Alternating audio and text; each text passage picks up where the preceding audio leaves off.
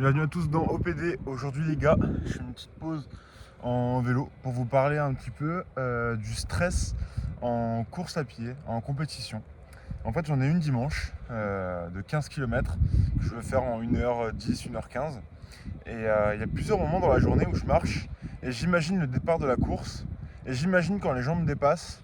Et en fait quand on ne connaît pas notre domaine assez, qu'on n'est pas expert, eh ben on va voir les failles. On va voir nos failles, on va se dire putain ouais, là j'ai ça à améliorer mais j'ai pas le temps d'ici la compète.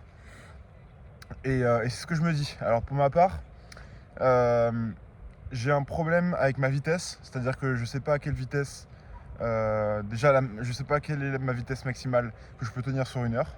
Je sais pas à quelle vitesse je vais quand je cours, donc faut que je regarde ma montre. Donc je perds du temps et ça me rajoute du stress. Je sais pas grand chose en fait. Parce que sur 15 km, t'as pas le temps de regarder ta montre, etc. Donc je vais y aller au feeling, tout en rajoutant un peu de vitesse. Et je vais pas faire l'erreur d'accélérer dans les descentes parce qu'à chaque fois, j'essaye de prendre de l'avance dans les descentes parce que je suis à l'aise. Et je tape des sprints dans la descente et je tape la montée, je suis pas bien. Donc voilà. Et donc je stresse. Et comment faire pour remédier à ce stress? Bah en fait, quand j'y pense, j'essaye de ne pas intellectualiser. Ouais, c'est comme ça qu'on dit. Déjà, qu'est-ce que c'est intellectualiser? C'est mettre des mots sur son émotion dans sa tête et de se répéter la scène, etc. De se faire différents scénarios pour voir lequel te fait pas stresser, essayer de te rassurer. J'essaye de ne pas faire ça. C'est-à-dire que je ressens le stress qui monte, j'ai la pensée, mais je me dis rien encore dans ma tête. Et après, elle passe en fait. Après, tu rationalises tout seul. Tu reviens, tu te concentres sur tes pieds, sur ton. Tu vois, si tu marches, tu te concentres sur toi. Et en fait, tu sens ce stress en toi et accepte-le en fait. Dis-toi, ok, c'est normal. Et dans tous les cas, au moment de la course, ou alors ça peut être un examen, n'importe, tu vas avoir ce stress au début, dont tu avais l'anxiété, donc celui auquel tu pensais avant, avant d'être à l'examen, etc. Et puis il va partir au bout de 5 minutes en fait. Tu vas être dans le jus, il va partir au bout de 5 minutes, c'est comme tout. Donc en fait on se fait un film à l'avance. Hier j'ai galéré à dormir, je faisais que penser à ça. Et d'ailleurs petit tips, quand vous galérez à dormir, levez-vous 5 minutes, juste vous restez debout, vous faites rien, vous allez vous recoucher et là vous allez dormir nickel. Et donc, eh ben, il faut je pense faire de la préparation mentale en amont. Euh, en s'imaginant la scène du départ, en fait en provoquant ce stress consciemment sur vous et essayer de le rationaliser. Et surtout, il ne faut pas transformer ce stress en stress négatif. C'est-à-dire que ce stress, il doit vous pousser à aller plus vite. Par exemple, si vous avez l'angoisse que quelqu'un vous dépasse, moi c'est un truc qui m'arrive. En fait, je sens que je perds de la vitesse quand quelqu'un me dépasse et je me sens pas bien en fait. Et ben on faut se servir de cette énergie pour rester à la même allure que l'on a. Essayez de ne pas accélérer, pas décélérer.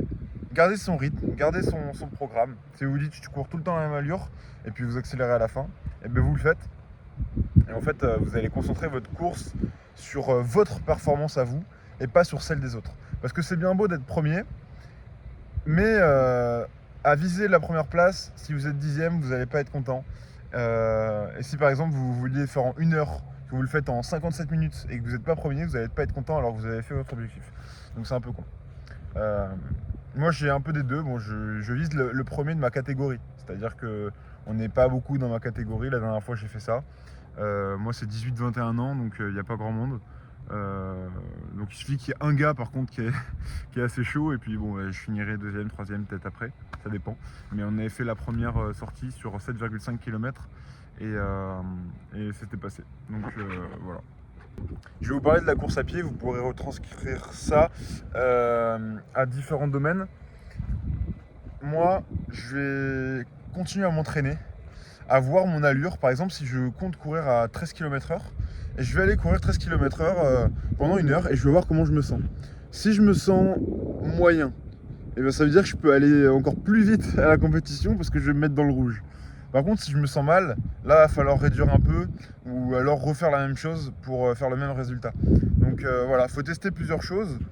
En sport, ça marche comme ça. Après, dans les autres domaines de la vie, bon, ben, ça dépend. Mais voilà, il faut s'entraîner sur l'allure qu'on veut faire. Et puis, bien sûr, trouver la trace GPS avant pour pouvoir la faire sur l'entraînement. Et malheureusement, moi, j'ai pas la trace GPS. Ils l'ont pas mis, je sais pas pourquoi. C'est un peu dommage. En plus, c'est le même que 2023, mais à l'inverse. Et moi, j'ai peut-être une connaissance qui peut me la donner. Mais voilà, je vais voir. Et puis, dans tous les cas, je vous tiens au courant. Moi, je vais repartir à mon vélo. Je me suis arrêté là parce qu'il y avait une belle vue. J'aimais bien ce chemin comme ça avec de la pierre. C'est assez stylé. Je suis parti pour 20-25 km. Bon, en tout cas, sur ce, je vous laisse. Et je vous dis à demain pour un nouvel EPD. Et ciao.